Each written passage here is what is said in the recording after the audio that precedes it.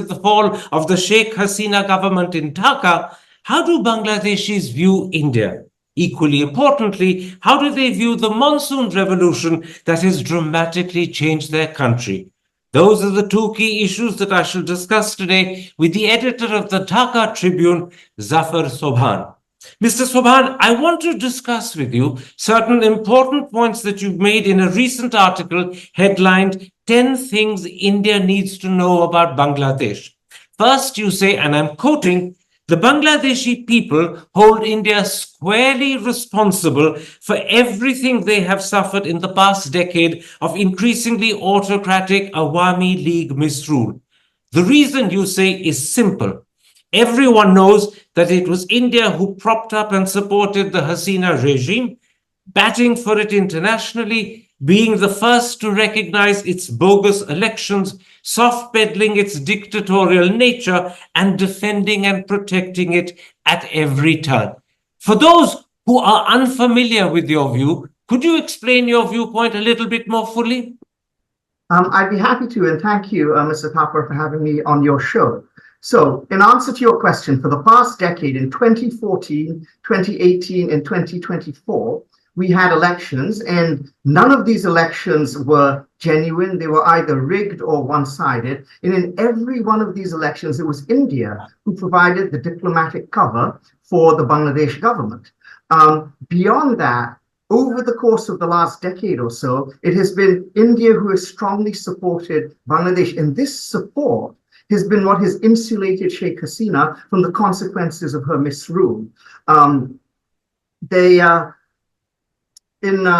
There's been a piece, a very remarkable piece in the Washington Post, which came out on August 15, which talks about the strong lobbying India did with America, which has been quite vocal in its condemnation of the human rights and other abuses of the Hasina government. So it's very clear that India has really been the one which has had the back of this Bangladesh government. And in fact, the rhetoric coming out of the Bangladesh government, both prior to Sheikh Hasina's ouster and, from former government officials afterwards, or those who are associated with the government, also makes this clear. The foreign minister had a very famous interview last year before the January elections, where he, said that everything is going to be fine because India is with us. Similarly, recently in an interview with Indian news media, the Prime Minister's son, Sajib Wazir Joy, who was also the ICT advisor to the last government, he called upon India to ensure, elections within the next 90 days. All of that suggests to Bangladeshis that, both that the Awami League sees India as its guarantor and protector, and indeed that is the role India plays with respect to that. So the conclusion you come to is that the Bangladeshi people hold India squarely responsible for everything they have suffered during the last decade. They really do believe that the prime responsibility, the major and main responsibility, rests with India.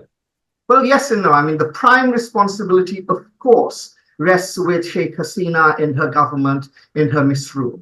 No doubt about that. But to the extent that the support for this government was provided by India, certainly India comes under extreme criticism, and there's a lot of unhappiness with regard to the role played by India in Bangladesh. No question about it.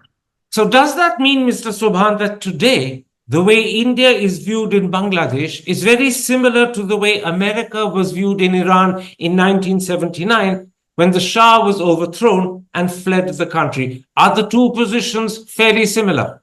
I think that's a very fair analogy. The only distinction I would draw, of course, is that unlike Iran and the United States, Bangladesh and India are neighbors. And, we have a 4,000 kilometer plus border. Our futures and our economies are absolutely intertwined. And so while it has been possible for the United States and Iran to remain in the situation of hostility and antagonism for the last 45 years, I feel that is not something which is at all possible for Bangladesh and India. That's the difference, but certainly the analogy you drew is accurate as of now. So India is viewed as Iran viewed America as a sort of great Satan. That was the terminology the Iranians used in 79. A similar sort of feeling imbues the Bangladeshi people today. Well, I mean, of course, you have to account for the differences between the tenor of the revolutions in 1979 in Iran and the tenor of the revolution which we have here in Bangladesh. Great Satan is not language anyone in Bangladesh would use. In the relationship, as I said, you see, because in Iran and America, have a very kind of different relationship. Because India is our neighbor, there are many things which tie us to India as a country culturally. People have family ties across the border. People have historical ties across the border. So I think in that sense, India will never be the quote unquote great Satan for Bangladesh, the way America is for Iran, because what ties us together historically and hopefully in the future is always going to be greater than what separates us temporarily. But nonetheless, just as the Iranians blamed America, the Bangladeshis blame India. There's no doubt about that. Now, in fact, you go one step further. You say, and again, I'm quoting you, it doesn't help that more than 3 weeks after her ouster, India appears to still be supporting Hasina and the Awami League, and that it hasn't at all come to terms with the catastrophe of its Bangladesh policy. What are the reasons why you believe India still supports Hasina and hasn't come to terms with what's happened? Well, I mean, apart from the fact that India is providing refuge to Sheikh Hasina, it certainly seems from the rhetoric coming out of Indian media and indeed from Indian politicians that they are still very hopeful that this current situation can be overturned. It doesn't seem as though they have done any soul searching or even really come to terms with the fact that Hasina was a highly unpopular ruler and that what has removed her is a popular movement. And further, there's a lot of misinformation and disinformation coming out of India, which is, painting what has happened as Bangladesh is, an Islamic revolution, painting what is going on in Bangladesh in the worst possible light. It certainly seems, looking at it from this side of the border, very motivated. And I also speak to people on the ground in India. I speak to journalists, I speak to policy experts. It certainly seems as though India still views Awami League as a great friend to India. India still views Sheikh Hasina as a great friend to India. And I don't really see that they have taken on board the extent of the autocracy and the misrule which they supported. You mentioned this a moment ago. Let me ask you explicitly about it. Sheikh Hasina is presently in India. It looks increasingly as if no country is going to be prepared to give her refuge. If, therefore, she is granted asylum in India, how will that be viewed in Bangladesh?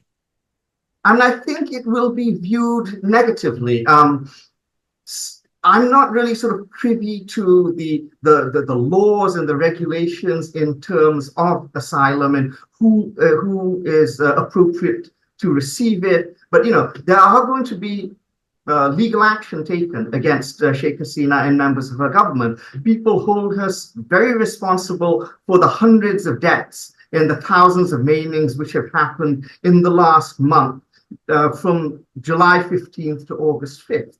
There were a lot of atrocities committed. Prior to that, there's an incredible amount of evidence which is now mounting and is being gathered in terms of enforced disappearances, extrajudicial executions, a lot of crimes which were committed by the Hasina government. So the feeling is that she really ought to return to Bangladesh and be accountable for her crimes as the other people who are responsible within her government. So if the granting of asylum stands in the way of this kind of process of justice, I think that is actually going to have a negative impact in terms of public opinion in Bangladesh. But you're well aware of the fact that it's extremely unlikely that the Modi government, or possibly any other government that comes in its place, will actually hand Sheikh Hasina back. That is very unlikely.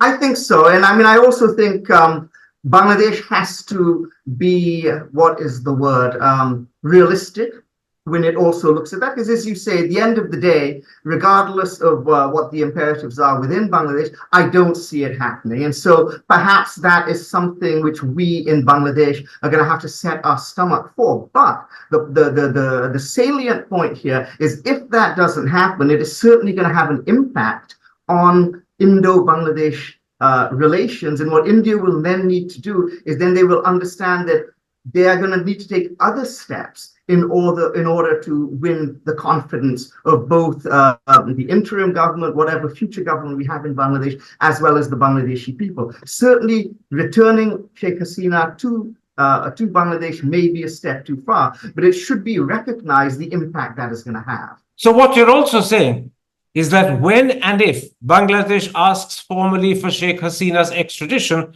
at that point, if India refuses, relations will get worse long before they start getting better. Well, not necessarily. I mean, I think, as you have mentioned, it's really probably politically not feasible for India to hand Sheikh Hasina back to the Bangladesh government. And I think the Bangladesh government, at least the interim government, is nothing if not pragmatic. And I think they also understand this, and they also understand the limitations and restrictions the Indian government is facing. So I do think that this can be a subject of negotiation. This can be a subject of discussion. And I think if it is handled well, and if there are other countervailing measures taken on both sides to work on the relationship, that this doesn't necessarily have to be a deal breaker. This doesn't necessarily have to be a. But can I interrupt? You did begin by saying that if India grants formal asylum to Sheikh Hasina, it would be viewed negatively in Bangladesh. Certainly negatively, but not a deal breaker in terms of good relations between the two countries. Okay. Now, there is a far deeper point you make in that article, and one that I think will shake the Indian people in particular, and I want to come to that deeper point at this stage. It's to do with what you call the antipathy that Bangladeshis feel for India. You write, and I'm quoting you, the Bangladeshi people's antipathy towards India does not stem solely from its support for Hasina. Bangladeshi beef with India predates 2009. You say Bangladeshis understand very well the low opinion that many, if not most, Indians harbor about us. Their attitude can be described as patronizing and condescending at best. Let me first ask you, do you really mean that Bangladeshis feel an antipathy for India? That's the precise word you've used. I think so. I mean, I think right now, India's public perception in Bangladesh is very low. But the point I'm trying to make is the antipathy, such as it is, stems from how we perceive India views us. If India's view of Bangladesh were to change, and if we felt that Indians looked at Bangladesh differently, this antipathy would not exist. The antipathy is not organic. It is not something that exists in and of itself. It is not intrinsic to the way Bangladeshis look at India. Now, why do we think that Indians have this negative view of Bangladesh? You see it everywhere in Indian media. You see it everywhere in Indian social media. There's a lot of the tenor of the commentary. There's a lot of vitriol. You see it in statements by elected political officials. You have the Home Minister Amit Shah referring to Bangladeshis as termites. For decades now, Bangladeshis have been referred to as infiltrators. I think that's the word which is used in the Indian media when you talk about Bangladeshis who are living in India. Some may be legal, some may be even illegal. But the language which is used to have this discussion is, of course, very distressing to Bangladeshis, and we feel is very indicative of a certain mindset, which places sort of Bangladeshis in at a lower point. And now, of course, I hasten to add, it's not all Indians. India is filled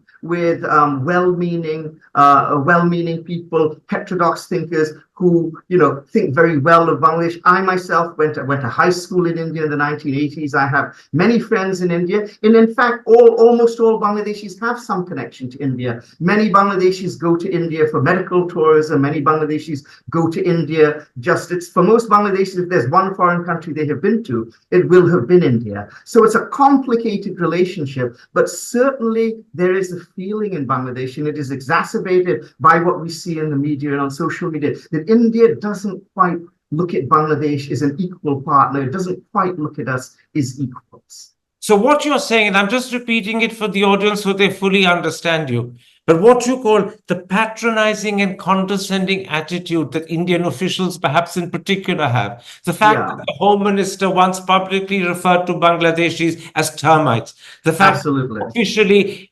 MPs, MLAs and others call Bangladeshis infiltrators, that has created what you call an antipathy.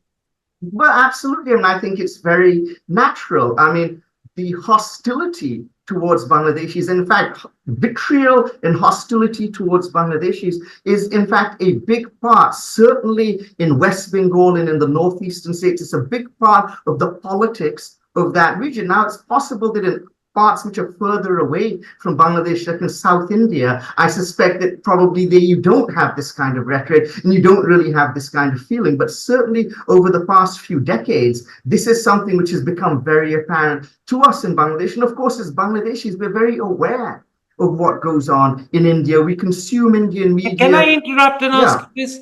Do a majority of your fellow countrymen believe and feel this antipathy for India? As I said, I would say maybe antipathy. You keep coming back to that word. So only because it was the word you used and it struck me immediately when you did so in your article. Okay. Well, like I said, antipathy, yes, but what's important is to contextualize it is antipathy as a response to the perceived sense of condescension and patronization. But it's widely held feeling. Widely held, very much. As a result, you believe India will need to rebuild the trust and confidence of the Bangladeshi people from scratch. So let me ask you two joint questions. How difficult will that be? And secondly, is the Modi government, which was visibly and known to be pro-Hasina, in fact, it invited her to India twice in the month of June, capable of doing this? Well, I mean, I think it's possible. And beyond the fact that I think it's possible, I think it is an imperative.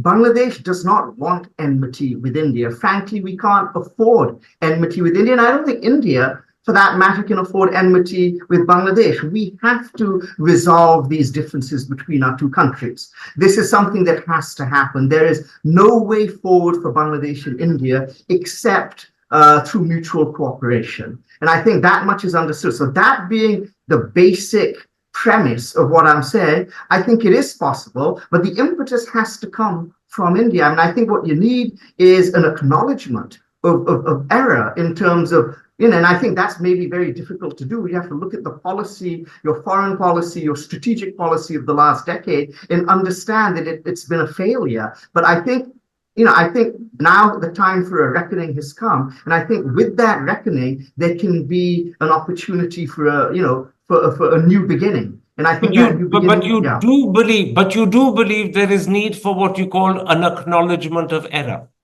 Well, if you don't acknowledge your error, it doesn't need to be acknowledged to us. It needs to the Indian policy establishment needs to acknowledge it to themselves, because if you don't acknowledge error, you can never fix it. That's the very first step to fixing your mistakes, is to understanding and believing that you made one in the first place. However, you do suggest, if I've read your article correctly, that the door for India is not closed. You write, and again, I'm quoting you, we recognize that India is a burgeoning world power and that good relations with the two countries are not just desirable, but in fact indispensable.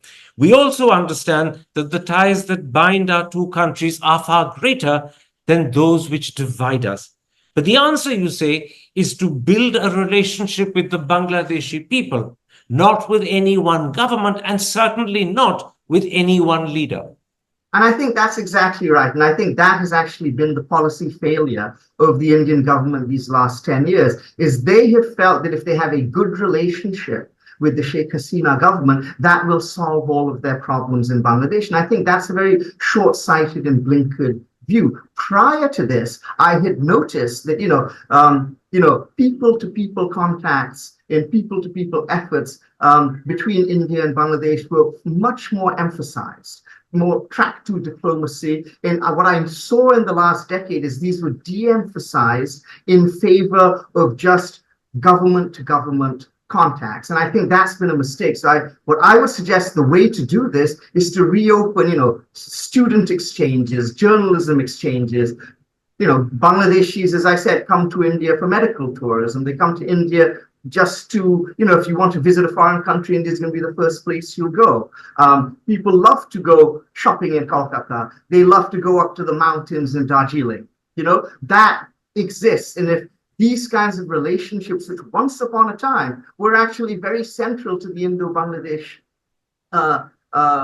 relationship, if these kind of personal relationships are once again emphasized, I absolutely think that this rift can be repaired. Now, your article also says some very important things about Bangladesh itself. And before I end this interview, let me turn briefly to some of those. You say, and again, I'm quoting you, the movement that toppled Sheikh Hasina is not an Islamist revolution.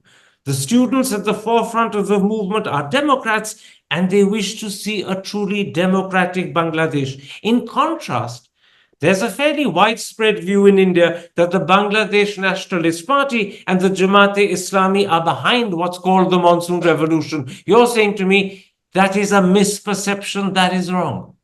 That is absolutely a misperception. This movement was largely an organic people's movement led by young students. Certainly the BNP and the Jamaat-e-Islam, at the tail end of the movement, they joined in, as did many other political and non-political actors. But what was remarkable about this movement was that it was led from beginning to end by these young, committed student leaders. I actually met with them in my capacity as a member of the Editors Guild in Bangladesh just last night. And I have to tell you, I have never been so impressed by a group of young men and women as I have been with these young leaders of the revolution. They're committed, they're conscientious, they're patriotic, they're democratic, they're dedicated. It's really something to behold. Now, you also say Hindus are not in danger. You write, the notion that Hindus were the subject of some kind of pogrom and that their targeting and dispossession was in fact an integral prong of the revolution is a fiction. Again, this will come as news to many in India. Can you explain this point more fully? Well, absolutely. This will come as news to many in India because the Indian media has been spewing out misinformation and disinformation to this to this end. They have been painting this picture of a massive pogrom against Hindus, which is simply not the case. And it's been amplified on social media, it's been amplified by politicians, and it really kind of shows you the power of misinformation and disinformation in the world in which we live today. Now, certainly, I mean, I'm not going to soft pedal or deny the fact that there have been atrocities committed against Hindus in Bangladesh over the last 3 weeks. It's true there have been, because in a situation like this, where there's anarchy, there is lawlessness, the most vulnerable, and minorities are always vulnerable anywhere in South Asia. The most vulnerable are targeted. And so there have been atrocities, but that's very different from believing or saying that there's been a targeted pogrom, or the fact that targeting Hindus was an integral part of what this revolution was about. And and there's a lot of this out there in the Bangladeshi media trying to set the record straight. But if people have their doubts about Bangladeshi media, there are reports on Deutsche Welle, BBC, CNN, who have really looked into this issue and have come to the viewpoint, as I have said, that it's not nearly as dire as is being made out. I mean, it's really being whipped up into a fervor in India. And one of the things we're trying to do on our side of the border is to tell the truth about what's happening and then therefore lower the temperature, because we think that's very important. You make one more very important point about the treatment of minorities in Bangladesh. You say, and once again, I'm quoting you, minorities in Bangladesh are much safer and more secure than in, say, India, just to pick a random country by way of comparison. Why do you think Muslims are more insecure in India than Hindus in Bangladesh? Well, it's possible that I'm responding myself to the media I've seen. It'd be interesting to see statistical analysis of this, but it certainly seems to me that they are routinely, I'm seeing stories of lynchings, I'm seeing stories of beatings, public humiliation. It certainly seems as though Muslims are, very much under the gun in India. Now, that could be a perception and it could be a misperception, and I am willing to entertain evidence to the contrary and of my perception. But it does very palpably seem as though in India, Muslims are second-class citizens in a way I feel that Hindus are not in Bangladesh. We have Hindu members of the interim government. We have always had Hindu members prominently in government, in society, in our cricket team, you name it. And it seems to me that that is becoming more and more rare in India. It didn't used to be the case. As I mentioned, I went to school in India myself in the 1980s, and I found that there was the feel there was very different from when I visit India these days. My grand uncle, a Muslim, obviously, was Chief Justice of India. He was even briefly Vice President of India for a certain time in the 1980s. I think something like that would be absolutely unthinkable in today's India. Finally, you say there is no anarchy in Bangladesh today. You're right.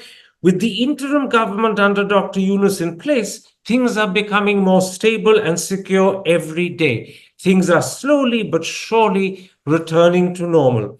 In today's circumstances, what exactly do you mean by normal? Well, I mean, given the suddenness of Sheikh Hasina's departure, it was inevitable that there was going to be some kind of a power vacuum. I mean, when something like this happens, the toppling of a government, an all-powerful government which has been in place for 15 years, it's some level of transitional vacuum is inevitable. There's no way you can avoid it. And so there was a lot of lawlessness. Police were not on the streets for well over a week because, they had been so closely implicated with the previous regime and there was so much anger against them. So it took not a long time. Actually, I would suggest that given the fact that the situation was quite anarchic, we didn't have a government for 2 or 3 days, and it has taken time for the government to find its feet, the level of anarchy and lawlessness and criminality has actually been very low in Bangladesh. You've had the students, again, who have been taking law and order. They've been patrolling the streets with neighborhood patrols to provide law and order, to direct traffic. And so slowly, things are coming back to normal. What does normality mean? It's very simple. Rule of law, law and order, safety and security of persons and property. That is the very first thing which any government needs to provide for its people. And I think we're very much moving well along those lines. It's much more of a problem because of the destruction of the Bangladeshi institutions over the last 15 years, those two have to be fixed. And while fixing the institutions is a medium to long-term project, it's also intertwined with providing the short-term security that we need. Nevertheless, I feel that given all of the challenges that the current interim government has done a very good job, and things are really more or less back to normal. They're not 100% back to normal. 3 weeks after the ouster of Sheikh Hasina, I think it would be unrealistic to believe that everything would go back to normal and that we'd have a law and order situation which was similar to what pertained during times of peace and calm. But things are moving very much in the right direction. One last question, Mr. Sobhan, and it's about Dr. Yunus. You're right. If there is one Bangladeshi who can lead us at this watershed moment in the nation's history, it is he. Is the whole country united behind Dr. Yunus, or do supporters of Sheikh Hasina and the Awami League differ and therefore divide the country? Well, I mean, no one can have, I mean, that's a fair point. No one can have 100% support. But what you need in a leader is someone who reaches out to people who do not support him or her and sees them as an integral part of the fabric of the country. So the idea is, of course, there are always going to be people who are opposed to your rule, but how do you view them? Do you view them as equal citizens with equal rights to the people who support you, or do you not? In this connection, I think Professor Yunus is made, he's said all the right things and he's doing all of the right things. He's being very accommodating. He's reaching out. He's made it very clear that he doesn't want this to be a witch hunt against the Awami League or the Awami League leaders, that even though people may not support him, and of course, as I said, 100% of the country will never support any one leader, he will see himself as the leader for all Bangladeshis and make sure that all Bangladeshis are protected and have their rights and have their dignity under his governance. Zafar Sobhan, thank you very much for this interview and for the time you spared for us. I'm particularly grateful that you have explicitly and in a very cogent and forceful way explained to Indians precisely how Bangladeshis view the country, precisely the sense of antipathy they feel and why they feel it. And the real reason is they believe that Indians, particularly Indian officialdom, is patronizing and condescending and talks down to them. And that was in a sense epitomized by that ghastly phrase once used by our present Home Minister when he called Bangladeshis termites. I thank you for opening the eyes of India to something that many in my country either have not seen or do not want to see. Take care. Well, thank you. Stay safe. Well, thank you very much for having me on your show. And I hope this is the first conversation of many, not just with me, but with other Bangladeshis, because the way to resolve these issues between our two countries and the way to move the mutual relationship to better footing is through conversations. After watching such this as video, these. If we don't both forget to give speak it thumbs and we up both and listen subscribe one to our another, channel. I am very confident Hit the bell that we icon to can get move notified things, whenever we post new to a content. more mutually Your beneficial support means a lot and mutually helps our team understanding create more relationship in the videos future. like this. Thank you very much Thanks indeed. for Take care. watching.